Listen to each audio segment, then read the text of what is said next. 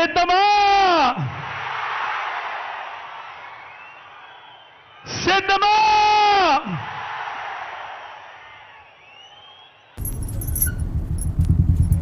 సిద్ధమా సిద్ధమా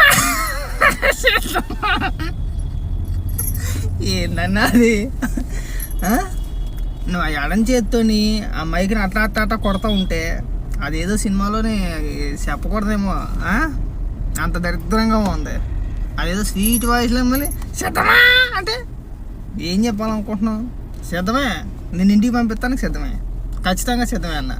సబెట్టుకొని అటు పక్క నుంచి ఒక 150 కిలోమీటర్లు, ఇటు పక్క నుంచి ఒక 150 కిలోమీటర్ల నుంచి స్కూల్ బస్సులు, ఆ బస్సులు, ఈ బస్సులు, బస్సులు ఎట్టిచ్చేసి జనాన్ని తోలుకొచ్చేసి అక్కడ కూర్చోడానికి ప్లేస్ లేకపోయినా సరే హైవే పైన డివైడర్ ఉంటే చూసాం మధ్యన, ఆ డివైడర్ మీద కూడా కూర్చోబెట్టి నువ్వు ఆ లంక చూసుకుంటా ముసుముసుల్లో నవ్వుతూ ఆ లంక మైక్ కొట్టి సిద్ధమా అన్న చూసావా, అప్పుడే అర్థమైపోయింది నువ్వు ఇంటికి వెళ్ళిపోతాను సిద్ధమని చెప్పేసాను. ఒక మాట నిజం ఉంది నువ్వు అసలు చెప్పేది కాదయ్యా. నువ్వు సబెట్టుకున్నావు, మా అయితే జనాన్ని ఎక్కడి నుంచి తీసుకొస్తారో ఆ నియోజకవర్గం నుంచి, లేదంటే ఆ జిల్లా పరిధి నుంచి, అంతే కదా. ఆ నియోజకవర్గం లేదంటే మండలాలో లేదంటే ఆ జిల్లా పరిధి, అంతే కదా. కాకినాడ నుంచి ఎందుకు తీసుకొచ్చావయ్యా? కాకినాడకి దెందులూరుకి ఎంత దూరం అయ్యా? విజయవాడకి దెందులూరుకి ఎంత దూరం అయ్యా? ఏమన్నా మైండ్ ఏమైనా పని చేస్తుందా నీకు? అసలు ఏమన్నా బుర్ర ఏమైనా పని చేస్తుందా? కాకినాడకి దెందులూరుకి తక్కువ లెక్కెత్తా 150 కిలోమీటర్ల పైన ఉంటుందన్న, ఇంచుమించు 200 కిలోమీటర్లు వేసుకో.